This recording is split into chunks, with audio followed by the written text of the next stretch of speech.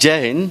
छत्तीसगढ़ पे अभी चुनाव चल रहे हैं और आप सब लोग मुझे पता है कि व्यस्त होंगे, किसी राजनेता के पीछे ज़रूर पड़े होंगे और उसके जयकारे लगाते होंगे। चलिए ये मैं आपको इसलिए बता रहा हूँ क्योंकि आने वाले 10 दिन बाद आप वोट करेंगे, तो अपने वोट की कद्र ज़रूर कीजिएगा। समझिएगा कि आप क्या बहकावे पे जा रहे हैं। आपको समझना पड़ेगा कि क्या आप सरकार 1 साल के लिए चुन रहे हैं या 5 सालों के लिए चुन रहे हैं। आपको समझना पड़ेगा कि परेशानियाँ कितनी होती हैं।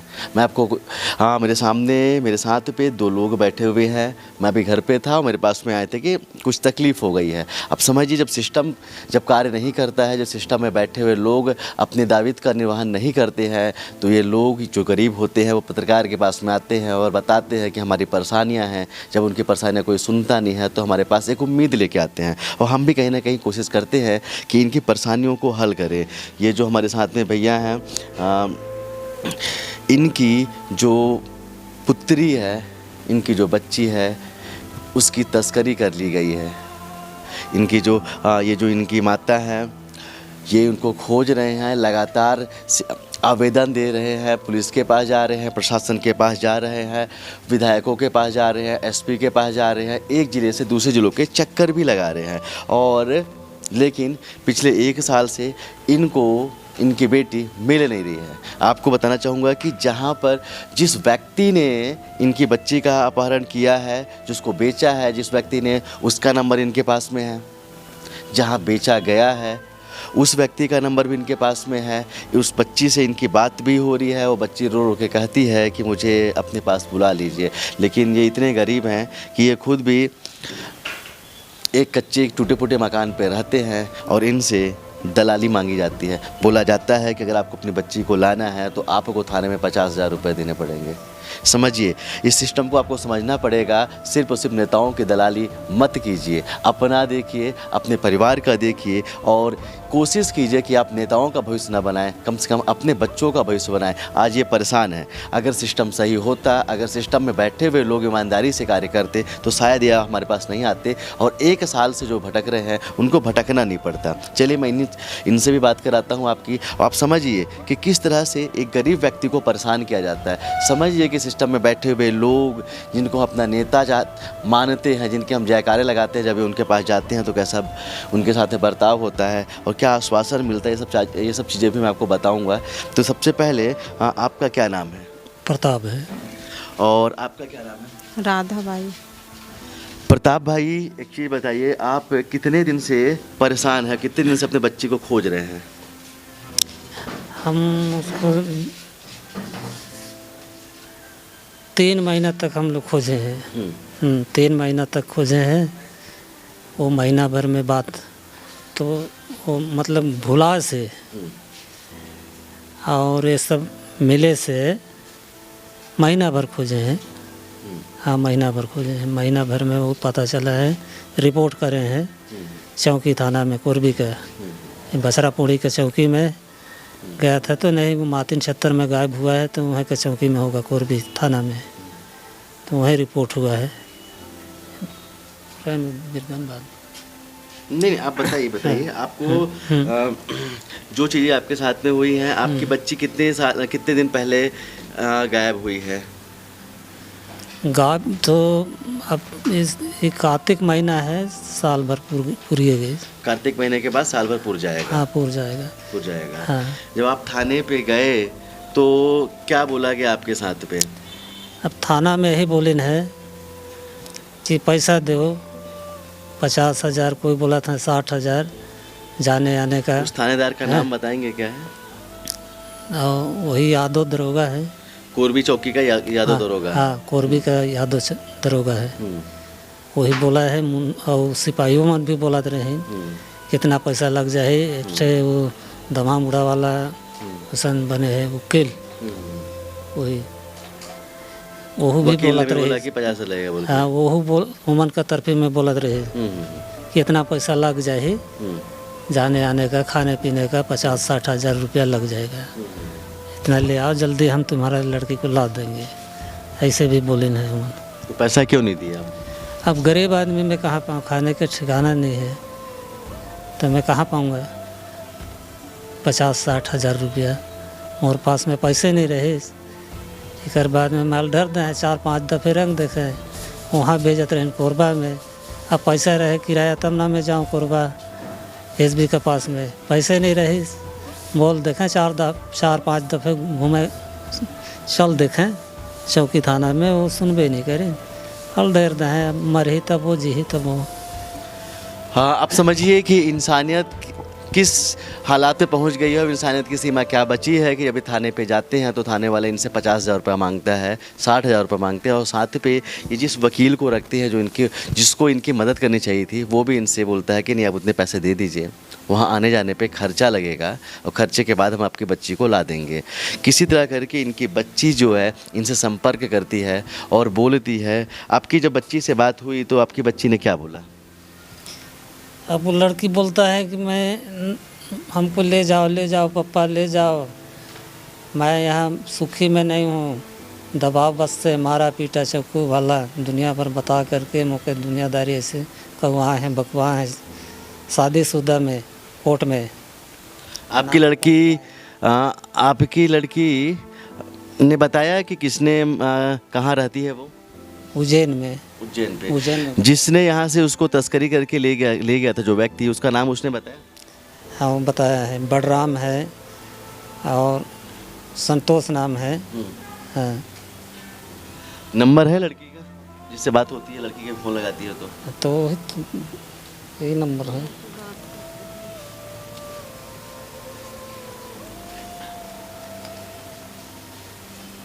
ये नंबर में भी बात करते, ये ऊपर साथ बने हैं में बात करते। चलिए आपको बता दूं कि जिस लड़की जहाँ से बात करती है उनसे उसका नंबर है 9685636248।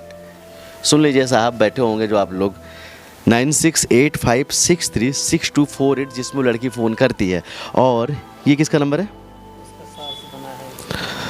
और जिस व्यक्ति के पास बेची गई है उसकी माँ का भी नंबर है 9993752605 9993752605।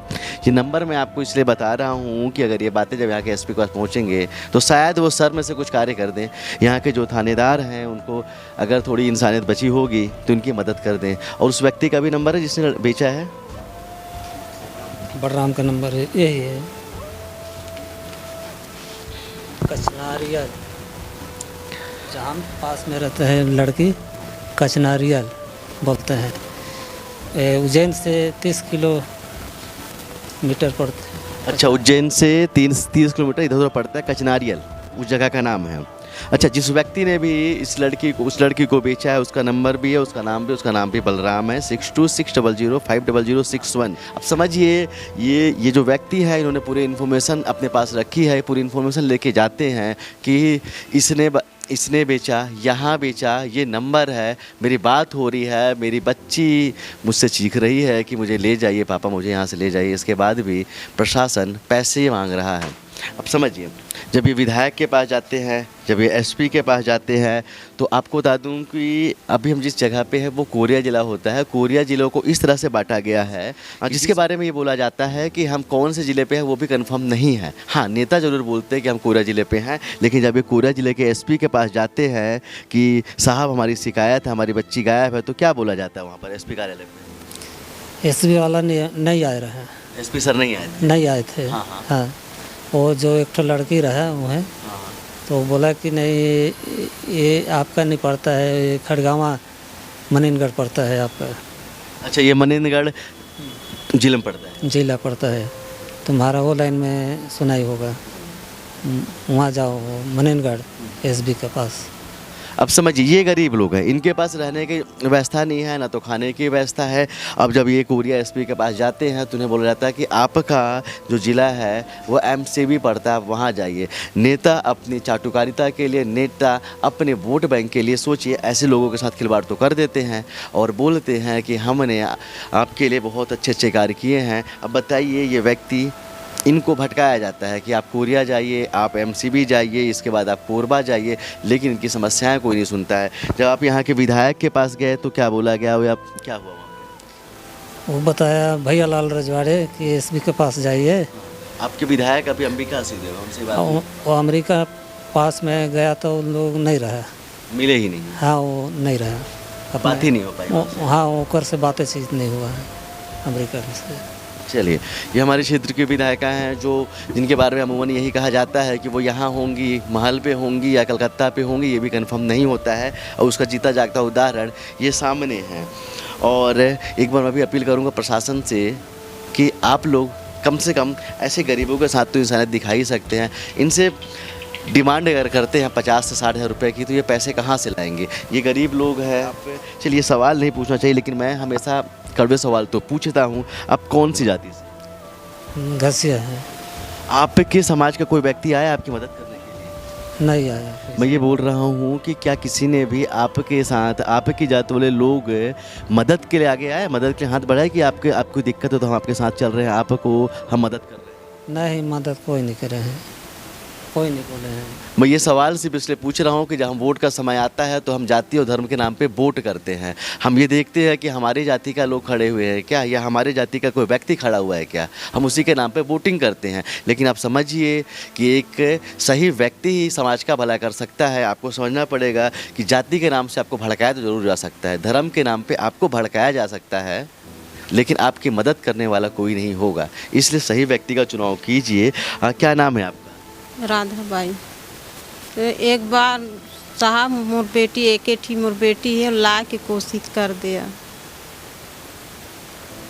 चलिए, गुहार है एक माँ की अपनी बेटी के लिए कि हमारी बेटी को ला दे।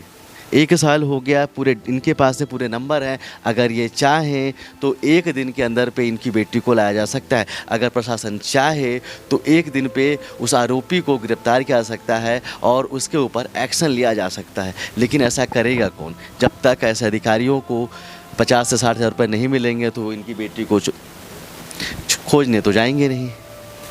तो ये तो हालात है हमारे प्रदेश के सिस्टम का। अब ये हालात है गरीबों के साथ में होने वाली घटनाओं का।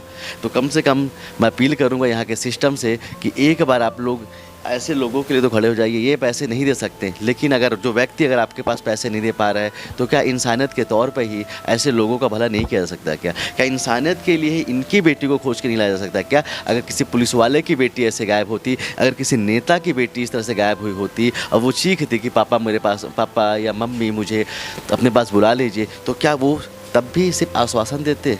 तब भी सिर्फ हाथ में हाथ धर के बैठे रहते क्या? बिल्कुल ऐसा नहीं होता। वो पूरे तंत्र को एक कर देते और कहीं से भी खोज के अपने परिवार को सुरक्षित तो कर ही लेते, लेकिन इनकी सुनने वाला कोई है नहीं। चलिए, हम अपील करेंगे, लोगों से भी अपील करेंगे कि कम से कम अगर ये वीडियो जिसके पास भी जाती है और हमारी खबर जो यहाँ तक जाती है तो एक बार आप इस वीडियो को ज़रूर फैलाएं और इनकी मदद ज़रूर करें। और हम भी अपील करेंगे यहाँ के एसपी साहब से, यहाँ के पुलिस अधिकारियों से और यहाँ के नेताजी लोगों से कि इसे वोट मांगने के लिए इनके पैर मत पकड़ा कीजिए। एक बार इनके मदद करने के लिए इनके कंधे से कंधा मिलाइए, इनके हाथ को संभालिए और ज़रूरत है कि कोई इनके साथ आके खड़ा हो जाए, कम से कम इनकी मदद कर दे, आश्वासन दे दे। और इनका अगर सब कुछ इनके पास पे है, पूरी जानकारी इनके पास में है, तो कम से कम इनकी बेटी इनके घर पे आ सके।